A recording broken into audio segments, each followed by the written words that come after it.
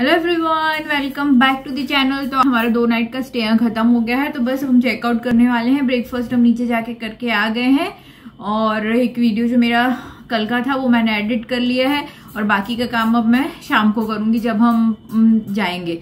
तो बस अभी चेकआउट करना है हमको और इसके बाद यहाँ पे पास में एक शंकर जी का मंदिर भी है 6-7 किलोमीटर द्वारका में, तो हम वहां जाएंगे और उसके बाद फिर हम निकलेंगे अपनी आगे की जर्नी के लिए। तो बस आप बने रहिएगा मेरे साथ, मैं आपको आज ले चलूंगी किसी नए डेस्टिनेशन पे।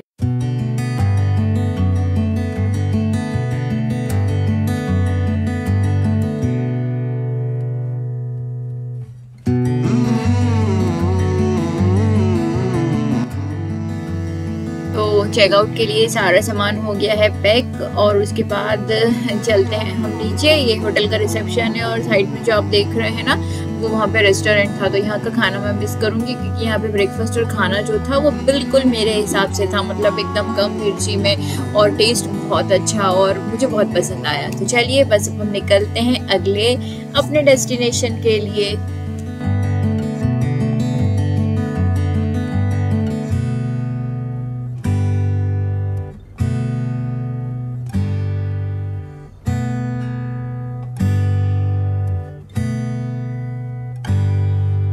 हो रहा है, अभी बज रहे हैं 9:55 और हमने कर लिया है चेकआउट। अब हम जा रहे हैं भद्रेश्वर टेम्पल। तो यहाँ से ज्यादा दूर नहीं है, सिर्फ 6 किलोमीटर है। इसको ना द्वारका का सनसेट पॉइंट भी कहते हैं। तो बस पहले हम वहां पे एक बार विजिट कर लेंगे और उसके बाद फिर हम निकलेंगे अपने अगले डेस्टिनेशन की तरफ। तो चलिए चलते हैं अब हम भद्रेश्वर टेम्पल।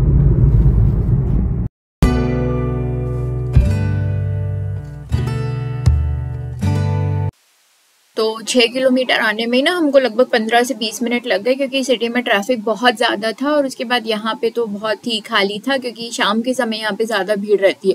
अच्छा, इस मंदिर के बारे में कहते हैं ना कि लगभग 5000 साल पहले यहाँ पे जो शिवलिंग है, जो मैं आपको आगे दिखाऊंगी, वो खुद से ही प्रकट हुए थे। और जब मानसून होता है ना जून जुलाई में, तो एक बार समंदर जो है ना वो शिवलिंग तक खुद से आते हैं और मतलब समंदर का जल खुद से आता है और कहते हैं कि समंदर इस शिवलिंग का जो है ना वो अभिषेक करते हैं। तो ये बात मैंने पढ़ी थी यहाँ पर, इसलिए मुझे पता चली। पहले मुझे ये बात यहाँ नहीं पता थी। और शिवरात्रि में यहाँ पे बहुत ही बड़ा मेला लगता है। शाम के समय इसको द्वारिका का सनसेट पॉइंट भी कहते हैं ना, तो शाम के समय तो यहाँ पर बहुत ज्यादा भीड़ रहती है। और यहाँ जो समंदर है ना द्वारिका में वो सबसे अच्छा है, आपको यहाँ बहुत ही अच्छा लगता है। अभी हम आए थे तो यहाँ पे तो बहुत ही ज्यादा ना तेज धूप थी, तो हम उतना एंजॉय नहीं कर पाए क्योंकि बहुत तेज धूप हो रही थी। लेकिन शंकर जी के मंदिर में ना शिवलिंग का दर्शन करके बहुत अच्छा लगा। देखने से लगता है कि काफी पुराना शिवलिंग है ये, और ऊपर उन्होंने अभी जो है ना वो नया सा मंदिर बना दिया है।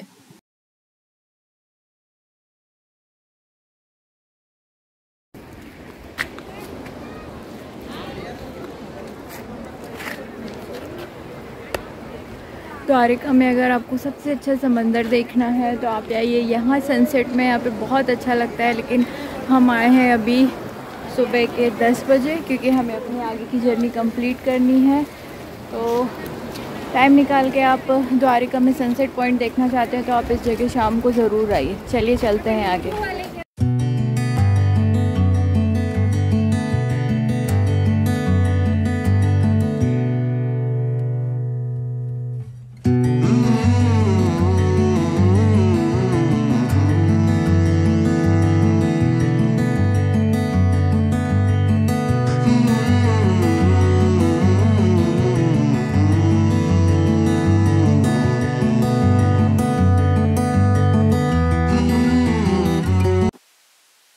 बस देखिए चारों तरफ आपको ना यहाँ से समंदर ही समंदर दिखाई देगा। और ये जो लहरें पत्थरों पे टकरा रही है ना, इनकी आवाज़ जब आप वहाँ खड़े रहते हैं तो इतनी तेज़ आती है, क्योंकि शोर भी हो रहा था इसीलिए आवाज़ थोड़ी सी कम हो गई, मैं आपको सुना नहीं सकती। लेकिन जब आप वहाँ जाते हैं तो इतनी तेज़ आवाज़ आती है ना उनकी। और बस अभी शाम के समय यहाँ पे दुकानें भी लगती हैं, लेकिन इतनी धूप थी ना इसलिए सुबह यहाँ बिल्कुल भीड़ नहीं रहती। लेकिन शाम को ना यहाँ पे पार्किंग की जगह नहीं मिलती, यहाँ इतनी भीड़ रहती है। तो बस मंदिर में सीढ़ियाँ हैं, कुछ सीढ़ियों से आप आ जाते हैं ऊपर। और हालांकि यहाँ लिखा है कि आप फोटोग्राफी नहीं कर सकते, लेकिन ना मैंने एक तो देखा नहीं और फिर उसके बाद सारे लोग कर रहे थे तो मुझे लगा कि शायद लिखा ही नहीं है। जब मैंने फोटो कैप्चर कर ली ना उसके बाद फिर मैंने देखा कि यहाँ तो फोटोग्राफी। और वो जो पंडित पंडित जी बैठे थे उन्होंने मना भी नहीं किया कि आपको फोटोग्राफी नहीं करनी। देखिए वहाँ साइड में लिखा है। तो ये जो है शिवलिंग है और बस अब हम अपने दर्शन करने के बाद ना निकल गए हैं अपनी आगे की जर्नी के लिए। तो अभी हम यहाँ से जा रहे हैं सोमनाथ और पवन चक्कियाँ तो देखिए अब जैसे द्वारिका आते आते तक पवन चक्कियों की तो भरमार ही हो जाती है बस।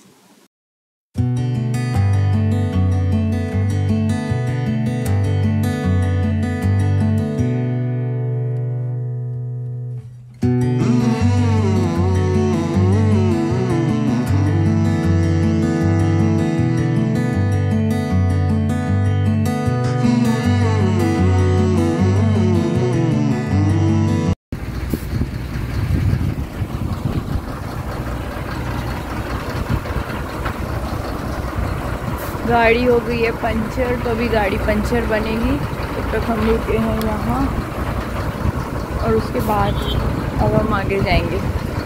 टाइम हो रहा है अभी 1:30 बज रहे हैं।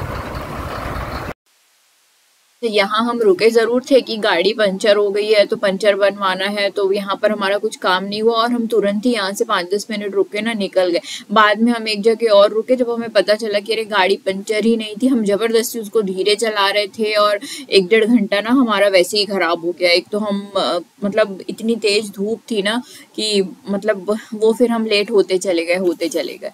तो बस अभी हम लोग निकल गए हैं फाइनली। अब हम अपनी स्पीड में ही जा रहे हैं क्योंकि अब पता चल गया है कि गाड़ी कुछ भी पंचर नहीं है। तो चाय पीने के लिए हम यहाँ पर अभी ना रेस्टोरेंट में रुके थे। तो ये हम काफ़ी बाद में रुके थे, यानी तुरंत ही नहीं रुके थे। तो बस यहाँ पर हम पी लेंगे चाय क्योंकि थक गए थे बहुत। और फिर जब आप कोई भी ऐसा काम जो नहीं हुआ है और उसके लिए आप टाइम ख़राब कर रहे ना, तो फिर मेरा तो सिर दुखने लगा था क्योंकि।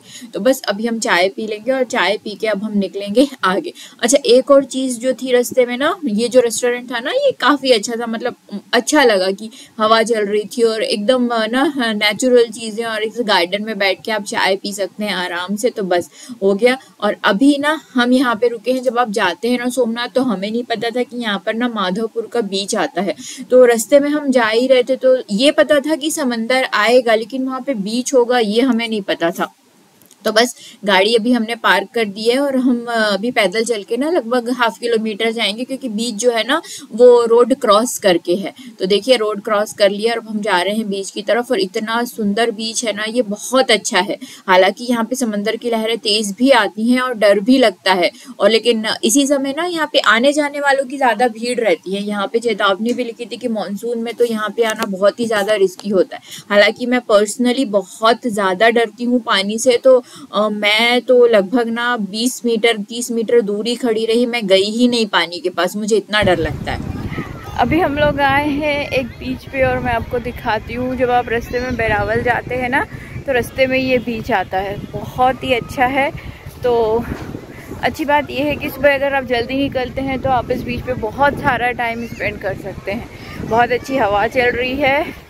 मुझे पानी से बहुत डर लगता है इसलिए मैं अभी काफ़ी ज़्यादा दूर हूँ इसके, मैं बहुत ज़्यादा पास नहीं जा रही हूँ। और चलिए मैं आपको दिखाती हूँ बीच। देखिए कितना सुंदर व्यू लग रहा है। और हम ना सनसेट के समय यहाँ पर थे तो और भी ज़्यादा अच्छा लग रहा था। थोड़ा और सनसेट होता ना तो यहाँ बहुत सुंदर लगता, लेकिन फिर हमको 100 किलोमीटर आगे जाना भी था। हमको पता ही नहीं था कि रास्ते में जो ये बीच है ना ये आता है।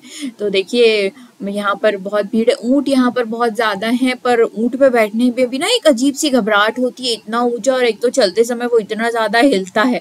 तो अगर 2-3 लोग हो तो शायद बैठ भी जाए, अकेले बैठने में तो ना बहुत ज़्यादा मुझे तो घबराहट सी लगी। तो फिर मैं इसलिए बैठी ही नहीं। तो मैं दूर से ही समंदर को मैंने देख लिया और मुझे जो एंजॉय करना था मैंने कर लिया। रेत मिट्टी बहुत ज़्यादा गीली होती है, लेकिन जब भी बीच पे जाओ ना तो उसके बाद फिर आपके पास कोई एक्स्ट्रा कपड़े या फिर कुछ होना चाहिए कि आप तुरंत ही चेंज कर लो। यहाँ पर मेरे पास अब टाइम था, मैंने समंदर देख लिया सब कुछ। तो रेत थी तो मैंने यहाँ पर एक कुछ टाइम पास तो मैं यहाँ घर बना रही हूँ कि देखते हैं कि क्या होगा। और रेत के साथ खेलना बच्चों मतलब रेत के साथ खेलना कितना अच्छा लगता है ना कि अब जो बनाना चाहें आप यहाँ पे आराम से बना सकते हैं। तो बस मैं अभी यहाँ पर थोड़ा सा टाइम पास कर रही हूँ क्योंकि हस्बैंड है समंदर में, वो बीच के पास है, उनको डर नहीं लगता है क्योंकि तो वो है, और बस मैं यहाँ पर बैठी हूँ और उसके बाद थोड़ी देर बाद ही हम यहाँ से निकल जाएंगे। तो अगर आप जब भी जाए ना तो आप टाइम निकाल के द्वारिका से सोमनाथ के लिए निकले, ताकि आप 3-4 घंटे बहुत आराम से इस बीच पे बिता सके। बहुत अच्छा लगता है और ये बहुत बड़ा बीच है।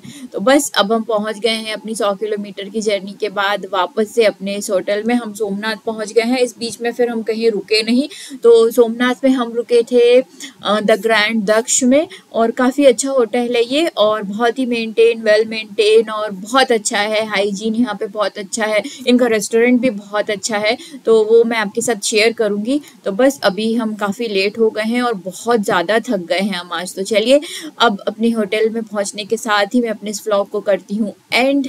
कल फिर मिलूंगी मैं आपसे एक नई जर्नी के साथ कि मैं कहाँ जा रही हूँ। कल मैं सोमनाथ घूमूंगी पूरा, तो मैं अपने साथ आपको भी सोमनाथ के मंदिर में ले चलूंगी। तो चलिए चलते हैं, इस व्लॉग को करते हैं यहीं पर एंड। वीडियो पसंद आया हो तो प्लीज़ लाइक कीजिएगा, सब्सक्राइब नहीं किया है तो सब्सक्राइब कीजिए, बेल आइकन को प्रेस कीजिए और देखते रहिए बरखा के फन डे।